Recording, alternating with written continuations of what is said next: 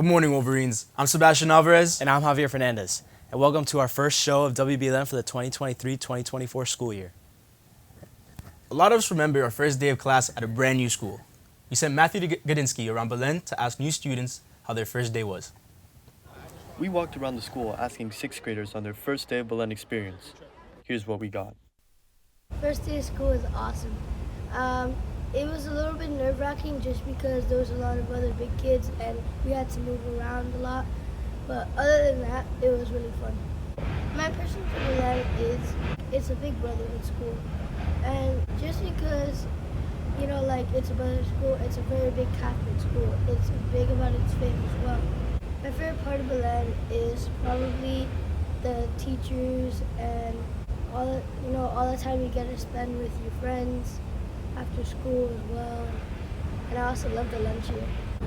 My favorite part of Belen is the campus and how beautiful it is, and also the sports, how amazing they are. I'm also impressed on how many kids are at the school.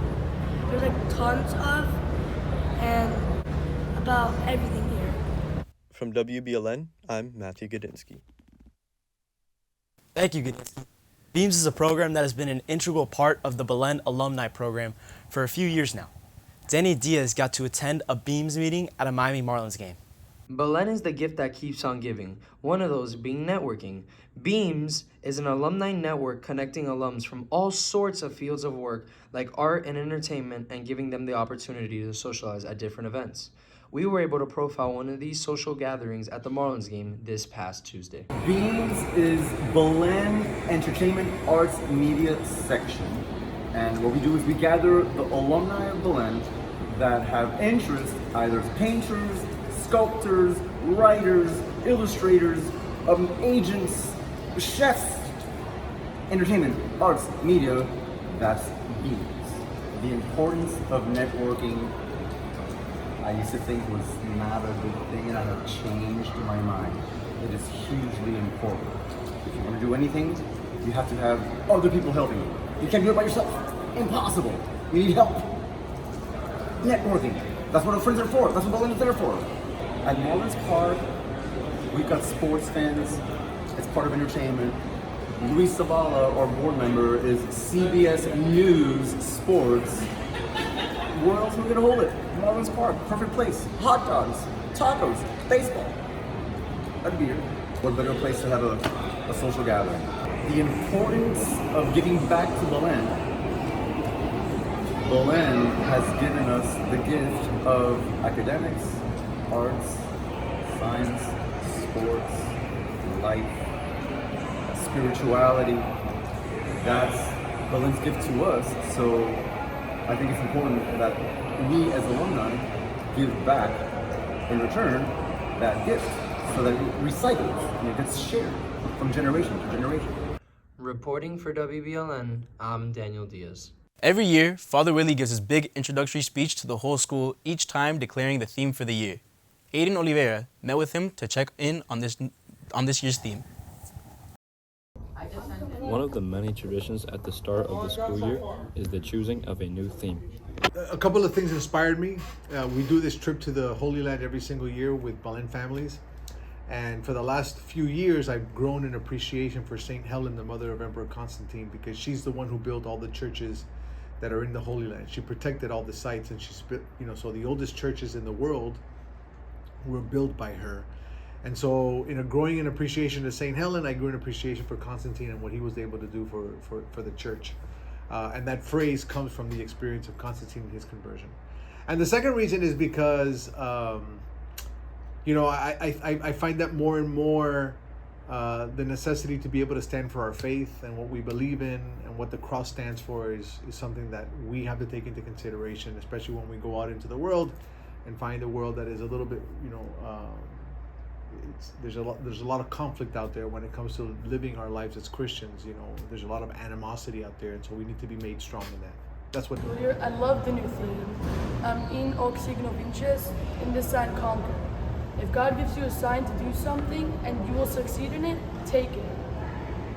98% of our student population is Catholic. The vast majority of our student population is Christian, if not all of it, with very little exception. And I think that the cross is something that we all recognize. It's a very prominent symbol. It's a very simple one, but a very powerful one. And it stands for many things, especially love and truth. And those are the things that we have to adhere to, because our school is about that. Our school is about love. Our school is about truth, and being very faithful to both of those things. A short, simple phrase with a much deeper meaning. I'm Aiden De Oliveira from WBLN. Republican presidential candidate Francis Suarez announced Tuesday he's suspending his campaign. Suarez says running for president has been one of the greatest honors in his life, and he looked forward to sharing the story of Miami. The current mayor of Miami believes the next president must play a major role in getting America's cities back on track. He wants to continue to amplify the voices of the Hispanic community, which he says is the fastest growing voting group in our country. Suarez says he remains committed to making America a better nation, and he looks forward to keeping in touch with the other Republican presidential candidates to do what he can do to make sure the government puts forward a strong nominee. Saturday is National VJ Day, the observance of Allied forces' victory over Japan ending World War II. The 6-year-long global war left as many as 80 million military members and civilians dead. It was fought on every continent except Antarctica. The announcement of Japan's surrender came on August 15, 1945, effectively bringing the war to an end. But it was on September 2nd that Japan formally surrendered aboard the USS Missouri in Tokyo Bay. That's when President Harry Truman declared September 2nd to be the official VJ Day. It took place several months after the surrender of Nazi Germany. A popular way to mark this day is to visit the World War II Memorial in Washington.